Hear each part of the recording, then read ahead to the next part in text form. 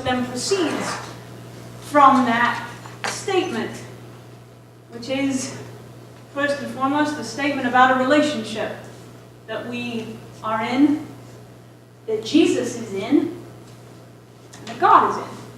So, the two places in the Gospels where we have this prayer, the Lord's Prayer, are in Luke and in Matthew. And in Luke chapter 11, verses 2 to 4, Jesus offers this prayer, beginning with Our Father, as a response to the question, or rather the request, Lord, teach us to pray. So Jesus hears that request and responds by providing this prayer that we know as the Lord's Prayer. And in Matthew chapter 6,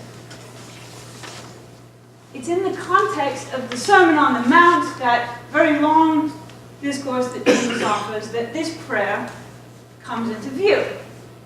And so on your handout, you have this long-ish section, which is verses 1 through 18, and we're going to primarily focus on verses 5 through 15, but it's good just to have a sense of what that whole looks like. And so, if there is someone who is feeling keen on reading, and I think there must be, would be delighted to have someone read this passage, or at least the first chunk of it, and you can feel free to then pass the mic around and split it up a little bit, and it carries over a little bit to the other side of your sheet. So yes, thank you so much. Beware of practicing piety for others. You can turn it off. Doing something? Hello, hello? Okay, you might just have to be, you'd think it's uncomfortably close, but it's totally appropriate. Okay. There we go. Beware of practicing your piety for others in order to be seen by them, for then you have no reward from your Father in heaven. So whenever you give alms, do not sound a trumpet before you, as the hypocrites do in the synagogues and in the streets, so that they may be praised by others. Truly I tell you, they have received their reward. But when you give alms, do not let your left hand know what your right hand is doing, so that your alms may be done in secret, and your Father who sees in secret will reward you. And whenever you pray, do not be like the hypocrites, for they love to stand and pray in the synagogues and at the street corners, so that they may be seen by others. Truly I tell you, they have received their reward. But whenever you pray, go into your room and shut the door, and pray to your Father who is in secret, and your Father who sees in secret will reward you. When you are praying, do not heap up empty phrases as the Gentiles do, for they think that they will be heard because of their many words. Do not be like them, for your Father knows what you need before you ask Him. Pray then this way.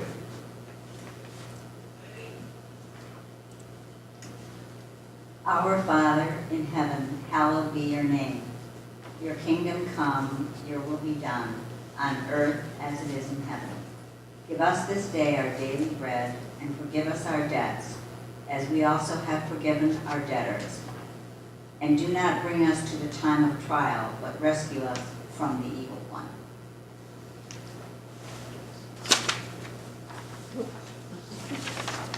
For if you forgive others their trespasses, your heavenly Father will also forgive you.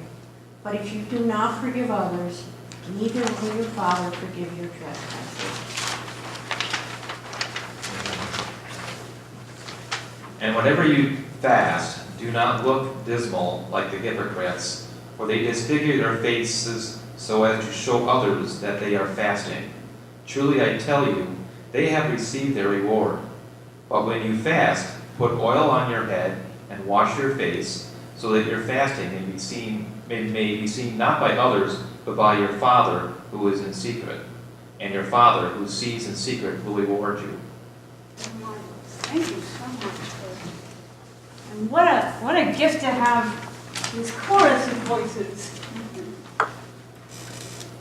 helping us to hear differently, different parts. So this last little portion talks about fasting. When you fast, you're not supposed to look like you're fasting, right? You're not supposed to look like you want to cry and you haven't had any good sandwich for days. And I wonder if any of you can take a guess, or if you might know, where this often comes up, where we hear, what time of year or day that we hear this reading. A day that, and then, what day might we? Ash Wednesday, exactly. So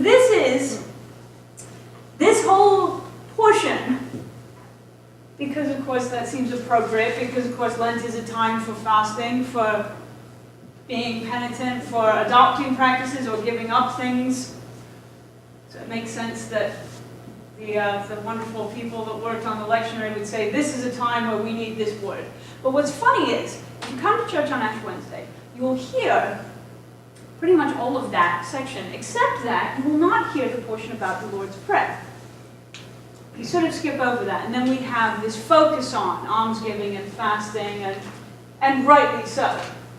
So, I give you all of this because it seems good for us to have this broader context in mind, which begins with this talk about practicing your piety and almsgiving, and ends with fasting, and in the middle has all this discussion about prayer, a good portion of which is the prayer that we can recite with no problem whatsoever, and probably that has been that way for a good number of years before now.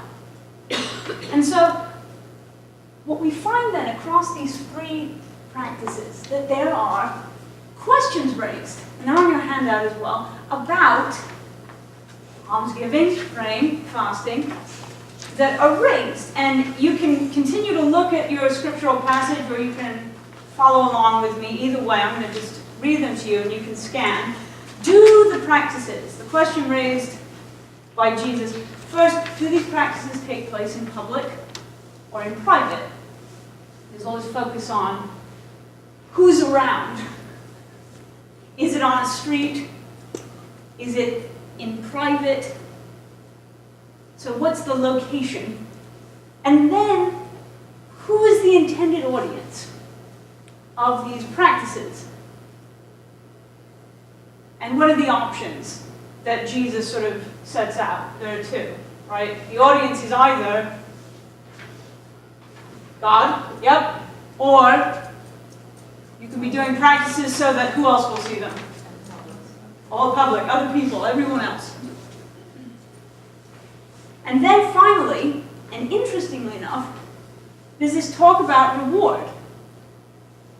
And the question then is the reward that comes from such practices, wherever they take place, and whomever the intended audience is the reward something that happens immediately?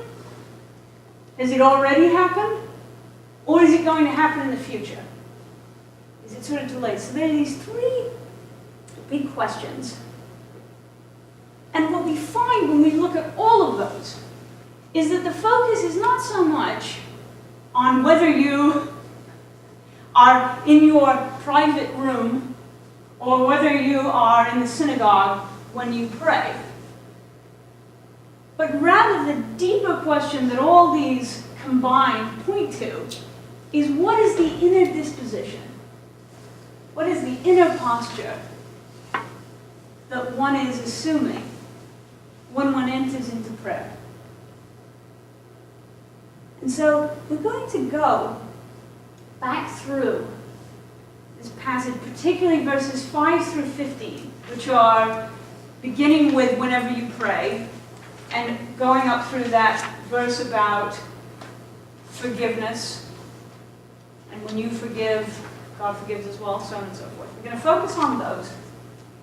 And I was doing some work on this, so I'm going to put up a translation that's mine, for better or worse. And again, you can sort of compare with what you've got printed there, or you can just enjoy, and hopefully we'll be able to have some discussion as we go of what things sound strange or what things sound curious. And we'll use the mic and we can pass it around. But before we enter into that, I'll just then give you this sort of broader view of what we might find, and then we'll go back to this at the end. But it's on your handout, and it is to say that we've got a dual encounter. It's a twofold encounter, if you will, that we experience in reading this passage, because we're meeting Jesus as Jesus is having an encounter with his listeners. So that encounter is one that we're witnessing, if you will.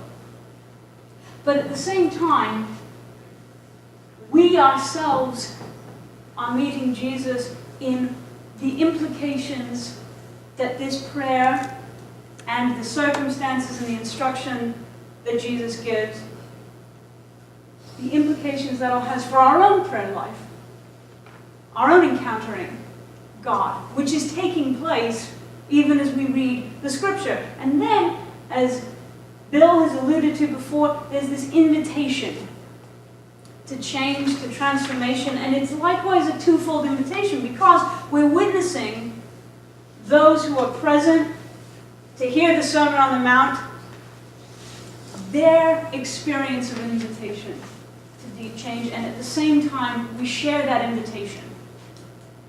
So we're holding together as we read this, both what is happening at this point to those who are present and what is happening to us. And then there is also, as we consider boundaries that are crossed, a blurring of boundaries. Because we see that this is a moment of instruction where Jesus is teaching. But it's also in and of itself a moment of prayer. Because presumably, Jesus is actually praying when he says, "Our Father, the one who is in the heavens." He's not simply reciting it so that everybody who's there on the mount can copy it down quickly and have it to read when they go home. It is prayer in action. And likewise, there's a blurring of boundaries as Jesus calls into question what is and what appears. What is our inner disposition? What is our prayer life? What is the motivation for the practices that we undertake before God? And what are the appearances? What are the pretenses? And we can connect this to perhaps when Bill would talk about the fact we have this sort of performance going on in our lives where we interact, we have expectations of the roles that each of us should fulfill, and then we receive behaviors as to whether or not they conform to what we expect. And in this passage, there's this questioning of the performance of prayer. And perhaps that our focus is less on what the performance looks like, how it appears to be, and more on what is actually going on within each of us and within everyone who prays to Christ. And lastly, in this blurring of boundaries, perhaps the most profound thing is that there is a blurring between who is doing the forgiving and who is asking for the forgiveness. That you might think that we fall squarely into one of those groups. We're either wanting forgiveness or we're doing the forgiving. And by the end of this passage, we find that that line is not as clear for us as oftentimes we can experience it to be. So, we'll begin. This is verse 5, and as I say, you can follow along, you can make little notes or scroll things, and by all means, hopefully we'll have some questions as we go along. So, this, if you go into a new Revised Standard Version Bible, the NRSV, which is the translation we read out of, this is what you'll find. So this is my Greek one, which is up here that I worked off of. And so, verse 5 begins by saying, and when, or whenever, or as often as you pray, do not be as the hypocrites. And hypocrites in Greek, it's transliterated. So in Greek, it's hypokratai. So it's where we get the word from. But it's got this gloss of an actor or a pretender, which, as we would know it, is not to say that all acting or all pretense is bad. But Jesus says, when you pray, don't be like the hypocrites, the ones who are acting, that want to pray standing in the synagogues and in the corners of the wide streets, in order that they might be seen by the people. Truly I tell you, they receive in full their wages or their recognition. Because the mistos is this word for reward, and it can also mean acclamation for sort of laudable moral behavior. So there are different ways to take this idea of a reward. Whether it's, got those financial overtones, or a physical compensation, or whether it's more something like what we might find, or we might think of even if someone is standing on the street corner. It's not someone who's going up to them and giving them something and saying, you get the blue ribbon for praying. It's that people will see, and there will be this recognition given. There will be this sort of kudos given. Well done, you. You're praying very well. And interestingly enough, often, and possibly here, you'll see midway down, right before verse 6 on your handout, then our people say, truly I tell you, they have received their reward. And the idea is that the reward has already happened. It's already been given. And in the Greek, it's actually the present tense. It says, truly I tell you, they receive. They receive in the present. They receive as they're doing this praying. They get that acclamation. It happens in the moment. They've gotten whether it's what they wanted, but at least the reward that they receive is not a delayed one. It's immediate. So verse 6, but whenever you pray, and this, so interesting. So, rest of this passage on prayer. Every time it says, whenever you do something, and we don't have this in English, but everywhere else in this passage, it's always talking about you plural, you a group. We call these imperatives, the commands, so sit down, stand up, those words. They're either a command to a group of people or to one person, and everywhere else in this passage, they're always to a group. So it's Jesus addressing the entire crowd all at once, saying, don't be like the hypocrites. And this verse, whenever you pray, it's not who mean, which is you all, as they would say in North Carolina, y'all. It's you singular. It's Sue. Whenever you as an individual pray, you go into your individual private room and you shut your individual door. All these pronouns, they're all about one person. Shut the door to pray to your Father, the one in the secret. And your individual Father, the one seeing you on your own in secret, will reward you. We continue. We return to this address of everyone all at once.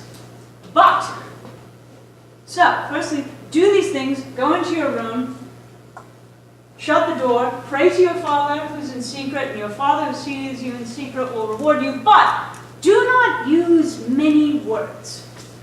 And the equivalent in here is this rather eloquent phrase, do not heap up empty phrases. It's rather poetic. But there's this word in Greek, it's batalogeo, and it's talking as if you have a stammer. It's sort of saying words over and over again. So Jesus says, do not use many words, or the same words over and over. just as, or like the pagans, and we can talk about that word, for they think that in their many words they will be heard. And it's funny because when I read verse 7 in the NRSV, it says, when you are praying, do not heap up empty phrases as the Gentiles do, for they think that they will be heard because of their many words. And it sounds to me, for whatever reason, very judgmental. It says, they've got the wrong end of the stick, they're uninformed, they don't know what they're talking about. And yet, when I read it here and I look at what I come up with, there seems to be a far more charitable interpretation or translation, which I think is also helpful for us, which is how many times have we come to pray and don't think that we actually have the words, or we don't have good enough words, or we need better words. And for sure, this is where being in the Episcopal Church and having the Book of Common Prayer is a huge gift. Whoops! To not have to come up with your own words for every moment where you find yourself needing to pray. And so here, the implication seems to be not that pagans are, or those who are polytheistic, or Gentiles, however you would translate that, not that they are misguided and ignorant for thinking this way, but rather Jesus seeming to say, do not think that the efficacy of your prayer lies in you picking the right words, or you having words that are good enough.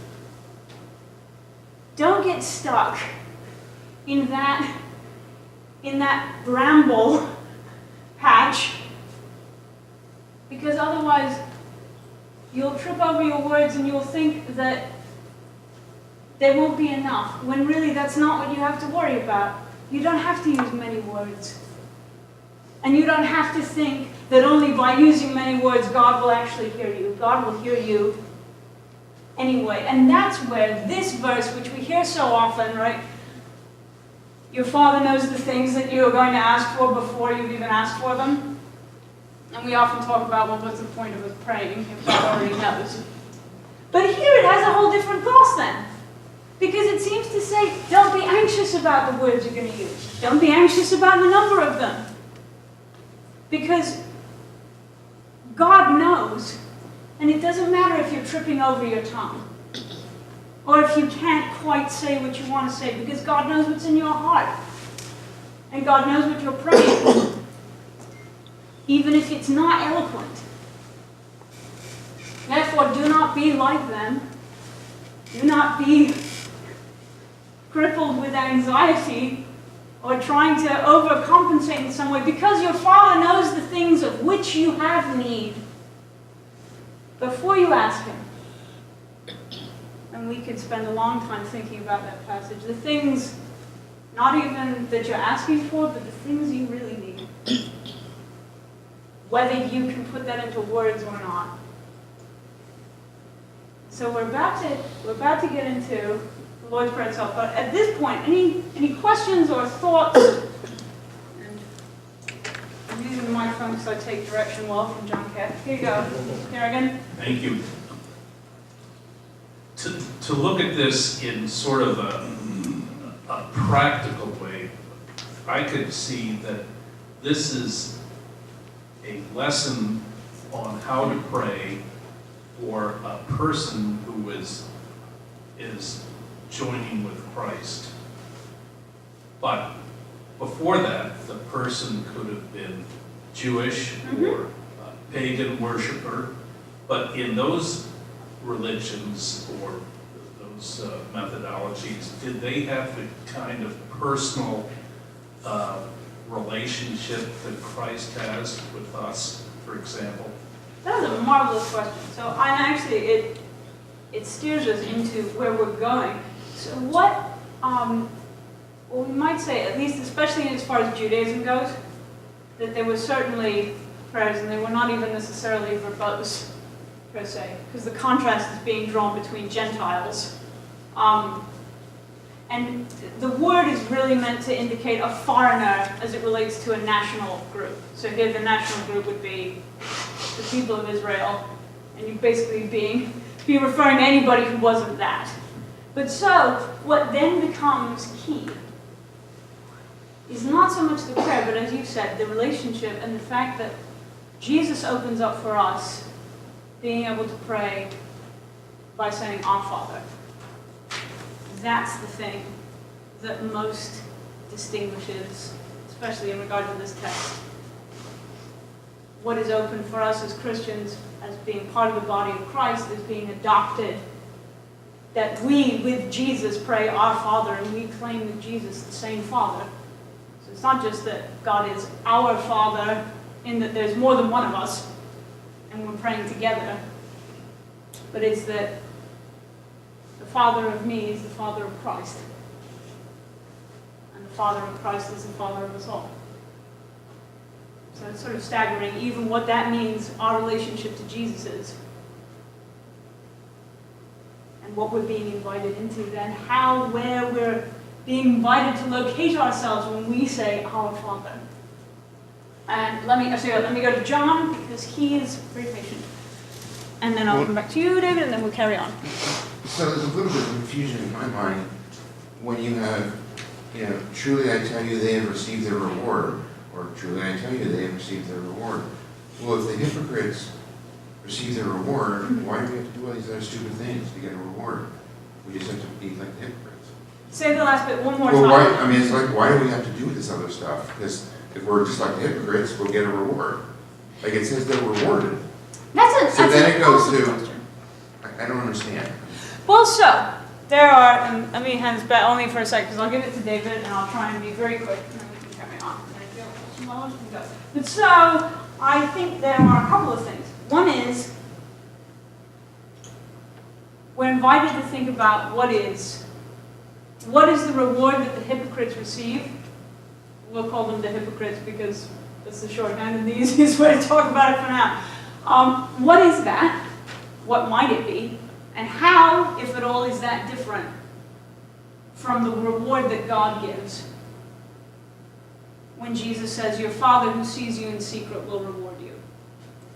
And what difference does it make? So let's say, for example, there's two things in the center. That it's recognition and affirmation. That it's not a prize, a physical, tangible thing that's about to be given. But it's this acknowledgement and this sort of kudos. What difference does it make whether that comes from other people or whether it comes from God? Coming from man, it's temporary. It's immediate. Coming from God, it's long-lasting. He never forgets. So Pat is saying that coming from God, the reward is everlasting, if you will. Coming from people, it's temporary. The psalmist would say, right, do not put your trust in princes of men, for they fade as the grass fades. It's sort of ephemeral. Not because we don't love each other enough, but because we're going to pass away, and that's true for all humanity. So yes. And also, I guess the option is given, and this is sort of where the live question is what reward do you want? Because this is where we've been given the freedom to choose what prize we seek. And so you totally have the freedom to go and pray outside, in wherever you would get many accolades.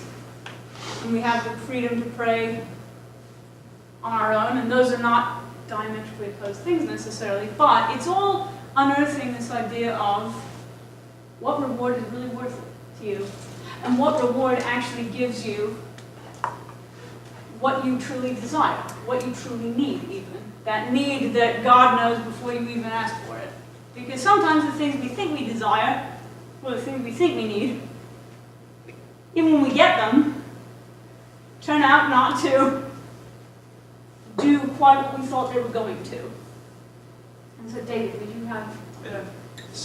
So, considering the context of this story, which is a group of disciples who presumably went to the temple and had learned to pray, are making the distinction, which is they're admitting that they really didn't know how to pray. And so, and even to Robert's point, which is they were Jewish. I mean, these were Jewish people. They were trained in the prayers of the Old Testament, so to speak. And so Jesus comes along, and I think what he's doing here is he's declaring something brand new, which is one of direct connection to the Father, a personal relationship, which I think is other than what they probably understood this to be. No, that's a great point. At the same time, Jesus is Jewish. So Jesus has also grown up with these same traditions, right? That beautiful scene, right, where he goes to his hometown and he goes to the synagogue and he stands up to read the scriptures and he says, "The Spirit of the Lord is upon me, for he has anointed me to preach good news to the captives," and he goes on. He's coming back to his hometown. He's taking up again and transforming the shape of his own religious life as he carries it through and then announces, the kingdom of God has come near, and with that, humanity's capacity now to pray and claim God as Father is now here. And so, what I find heartening is that then when Jesus talks about the people that pray in synagogues, he doesn't say everybody who prays in the synagogue. He doesn't, it's saying particular people who want to claim this prominent place so that they can have a reward that meets them immediately, where it's all based on their fellow human beings acknowledging and gratifying them there. Those are the people that we are not to emulate, but it's not sort of throwing everybody who goes to the synagogue under the bus, per se. So we'll keep going for now. That's where we jump in. So he says, therefore, and all of this, if you think about it then, there's been all of these different ways of saying, don't do it like that, don't do it like that. And here, it's an imperative. So there's this force of saying, therefore, you pray in this way. Here's what you are going to do. Here's the affirmative. You're going to pray in this way. You'll say, Our Father, the one in the heavens, your name be made holy. Your will, your desire take place, as in heaven, so on earth. The bread for today, or the bread for the coming day, or even the bread we need for our existence. That word can mean all of those things. Give us this very day. Give that to us today. And forgive us our debts, as we also, I believe actually, I'm wrong here, I think it's as we have forgiven our debtors. Forgive us now in the way that we have already acted to forgive others and the people that have wronged us. And do not bring us to temptation, to the time of trial, but rescue or protect us from, and you can say evil, from that which is evil, or from the evil one. Those are all appropriate ways of translating that now. And this is the final verse that we're focusing on here, or the final pair. For if or when you forgive people their offenses, their wrongdoings, their sins. And this is Jesus now turning to speak to everybody again, the you plural. If you, or when you forgive people their sins, your Father in heaven will also forgive you. But if or when you do not forgive people, neither will your Father in heaven forgive your offenses, your wrongdoings, your sins. And so the word is exactly the same in the Greek in both verses. So it's to say, when you forgive people the wrongdoings they've done against you. And the word for forgive, actually, Amy, it's got this gloss for sure, and this is where we can talk about then the language of debt. And again, so there's all these financial resonances, right? The reward, the debt. So here, the forgiveness is a gloss of canceling out, or a remit. So when you cancel the debts that people owe you, in terms of the ways they've wronged you, when you cancel those out, God cancels out. God will cancel out the ways that, as we would say in our confession, that we've sinned against God and against our neighbor. And then Jesus says, when you don't cancel out those debts, when you hold those debts, and you don't wipe the slate clean, neither will your Father in heaven forgive or cancel out what you've done. And we can, again, talk about that, think about that. So we come back to this, but I'll pause there and just say that thoughts about then prayer itself, and then all of this very rigorous, challenging stuff about forgiveness, which surely has to be, in my mind, one of the most arduous, when we try and do it faithfully over and over, aspects of being a Christian and trying to follow Jesus. So thoughts about any of this prayer. Yes, my love.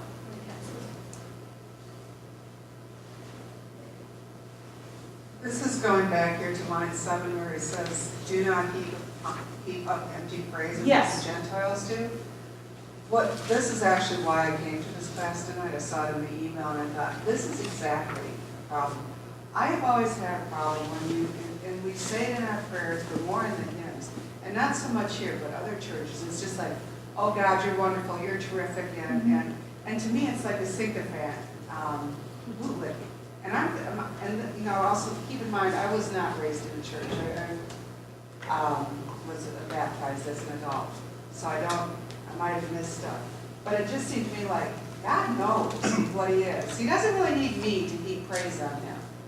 And so that really, you know, like, oh, good, I wasn't wrong all this time. Is that what he's? Do you see my point? I think that is a marvelous point to bring up.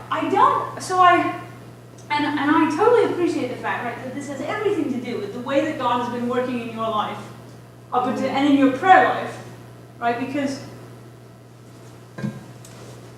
the idea, so it brings up the question, which we probably can't escape per se, especially when we look at this passage of saying, what's the point of praying? Or not so much what is the point even necessarily, as often we have this metaphor of a conversation with God, where we're talking to God and God is talking back to us. And the metaphor works in very human terms. I've been thinking about this recently. So in our relationships, most of the time, there's all this emphasis on communication and about you needing to really communicate well with your spouse, your friends, anybody who even people you have a one-off interaction with and you'll never see them again necessarily. And the implication is that unless I tell my husband that what I really would like is if we could hang out and do X, Y, and Z this evening, he won't be able to read my mind. So it is on me to communicate to him, because that's the only way the information makes it from my head into hopefully his. So then, he's wonderful by the way, but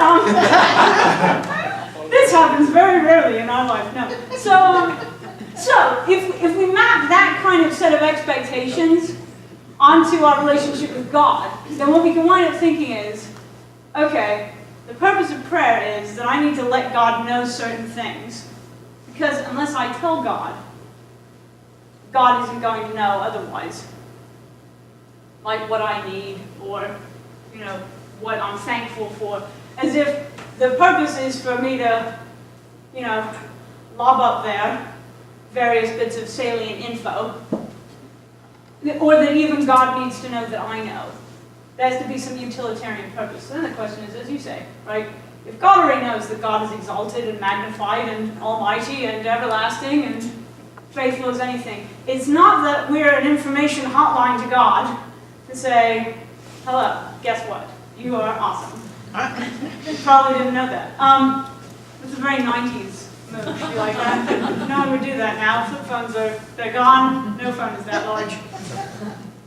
So, seamless.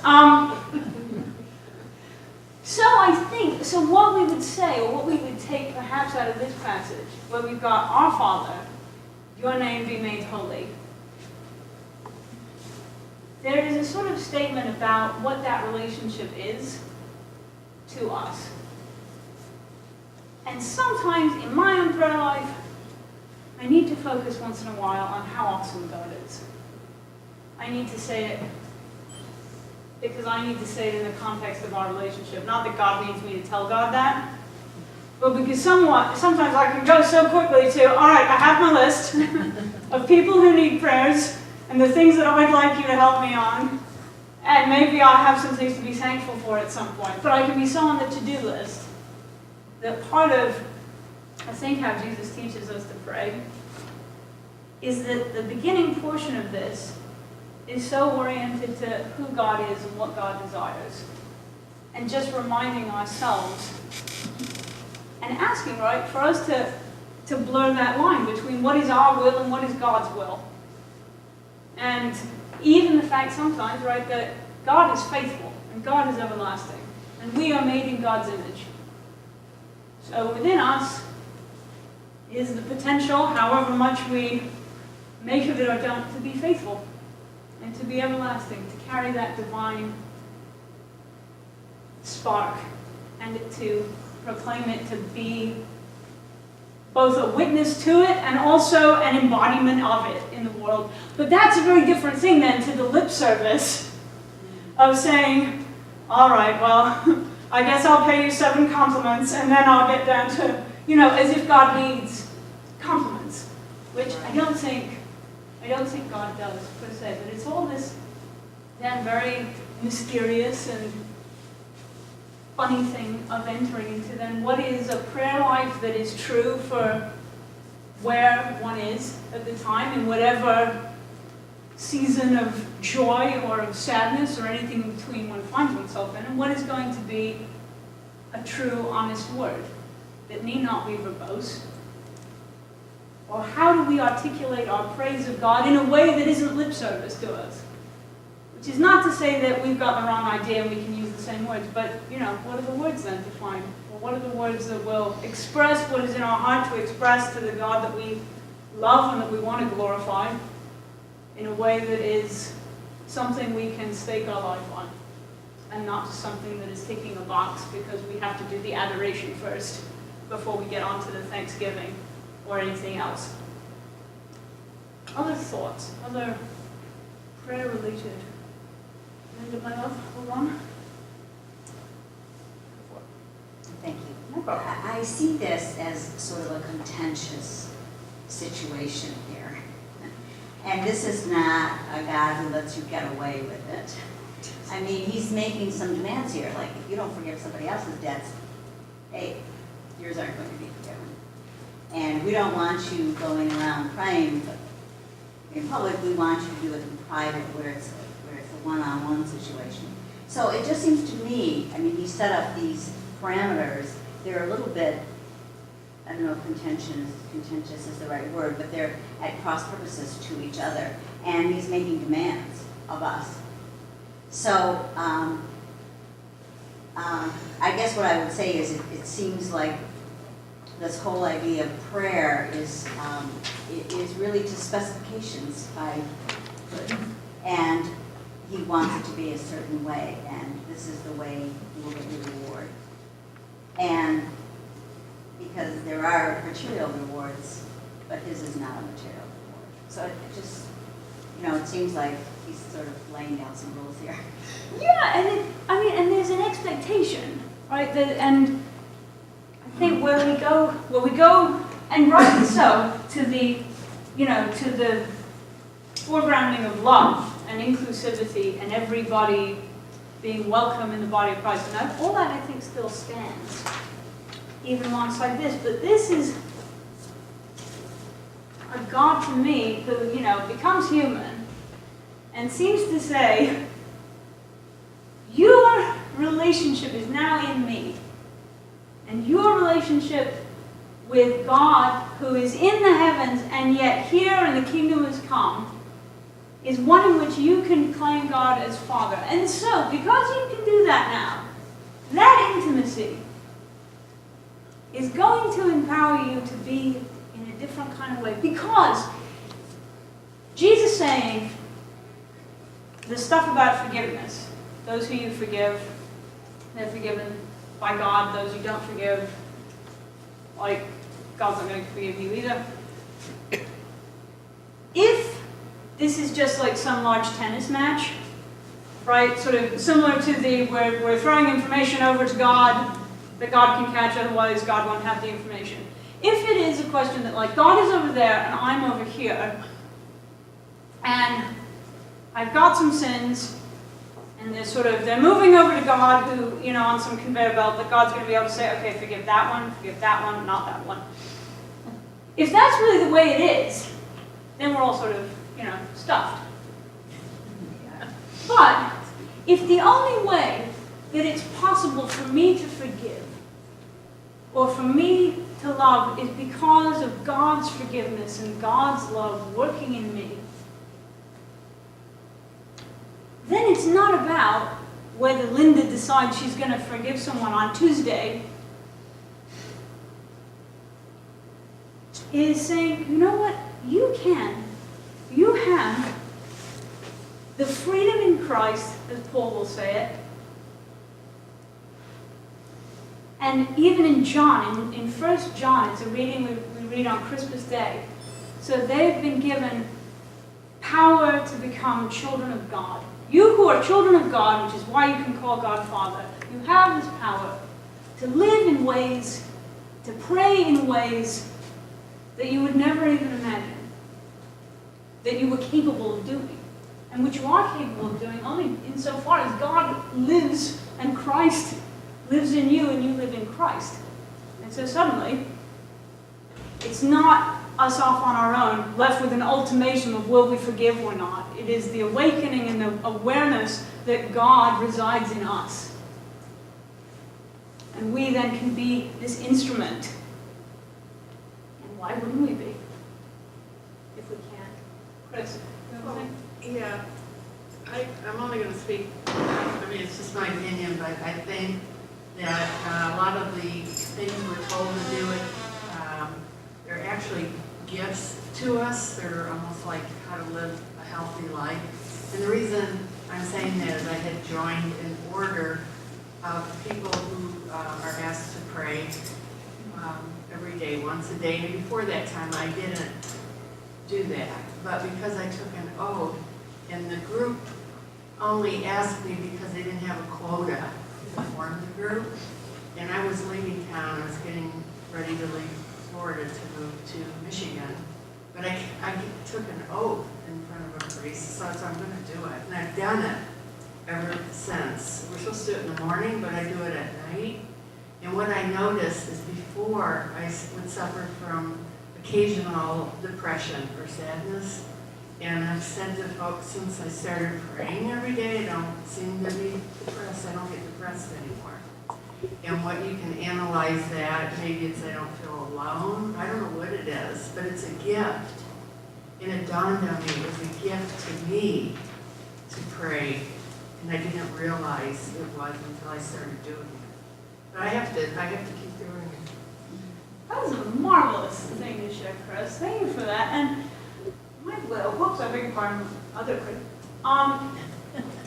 So I tell you what, at this point, we probably have something to eat. And so you have on your handout these little tidbits about encounter, invitation, this blurring of boundaries, and this final bit about our prayer taking place within Jesus' own relationship with God the Father.